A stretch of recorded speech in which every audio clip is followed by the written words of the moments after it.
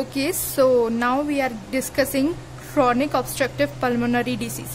It is characterized by the decreased air flow due to partial or complete obstruction of the lung at any level, resulting in its functional disability. It includes 5 types: emphysema, chronic bronchitis, asthma, and bronchiectasis.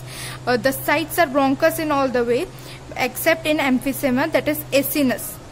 Major pathologic changes. In emphysema, it is airspace enlargement, wall destruction. Chronic bronchitis, mucous gland hyperplasia and hypersecretion. Asthma, smooth muscle hyperplasia and excess mucus inflammation. Bronchiectasis, airway dilatation and scarring. Etiology, tobacco smoking with air pollutants, allergens and immunologic, persistent and severe infection. It is important. Signs and symptoms: dyspnea, cough and sputum production in chronic bronchitis, episodic wheezing cough and dyspnea in asthma, cough, purulent sputum and fever. Okay, emphysema. Definition: irreversible dilatation and destruction of the acinus or airspace distal to terminal bronchioles. Types: centri, pan, paraseptal and irregular. Centri-acinar. Site: apical and posterior segments of upper lobe, pan-acinar, base or lower lobe, paraseptal, peripheral. Irregular, irregularly distributed in the lungs. Acinus: proximal, proximum plus distal, distal, clinically non-significant. Etiologies: smoking, chronic bronchitis, alpha-1 antitrypsin deficiency, tuberculosis, spontaneous pneumothorax, and irregular.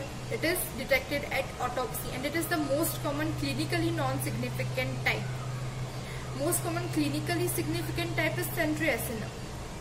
Okay, the alpha-1 antitrypsin deficiency is autosomal recessive and it is present on chromosome 14.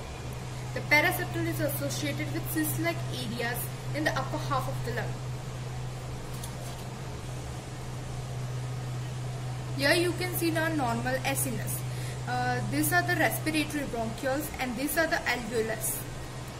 Okay, now this is the centrilobular emphysema, in which the respiratory bronchioles, you can see here, it is dilated very much. And here pan-acinar, the peripheral or distal acinus is dilated, that is alveolus are dilated. Now etiological factors, that are tobacco smoke, air pollutants, occupational exposure, infection, familial or genetic influence. Pathophysio. It is very much interesting. Tobacco smoke. Due to tobacco smoking, it activates alveolar macrophages, that is dust cells, which releases interleukin-8, tumor necrosis factor alpha and leukotriene B4, which activates neutrophils. Neutrophils in turn releases protease, elastase, cathepsin G and proteinase 3, which causes damage, acinus and emphysema occurs. Alpha-1 antitrypsin plays a major role in inhibiting the elastase and inhibiting this all. But due to smoking also inhibits this alpha-1 antitrypsin, and so its antiprotease action is decreased. It is present on chromosome 14 and the PI gene is the protease inhibitor. Neutrophils elastase. It digests lung parenchyma. Smokers have up to 10 times more phagocytes and neutrophils in their lungs. Smoking inhibits anti-elastase and favors recruitment of leukocytes and release of elastase. Here is a small paragraph of alpha-1 antitrypsin. It is normally present in serum, fluids, tissue and macrophages. This enzyme encoded on PI locus on chromosome 14. Most common allele is PIM. PIZZ is associated with decreased serum level of alpha-1 antitrypsin.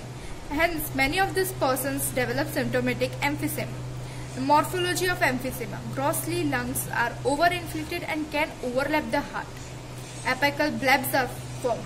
You can see this bullous emphysema. Microscopy. Marked enlargement of air spaces. Thinning or destruction of the alveolar septa. Enlarged pores of Kuhn. Clinical pores. Dyspnea. The first symptom is dyspnea, which begins slowly and progresses steadily. Second is weight loss, and the ratio of FEV1 by FVC decreases. Death in emphysema is related to pulmonary failure and along with respiratory acidosis, hypoxia, coma, right heart failure, cor pulmonale. They are called the pink puffers. Conditions related to emphysema. Compensatory overinflation occurs after surgical removal of the diseased lung, not associated with destruction of septal walls. Senile emphysema, it is age related. Mediastinal emphysema in patients with perforating injury, fractured rib, children with whooping cough, violent coughing and vomiting. Fourth is obstructive overinflation, causes subtotal obstruction of airway by tumor and foreign body. Thank you for watching this.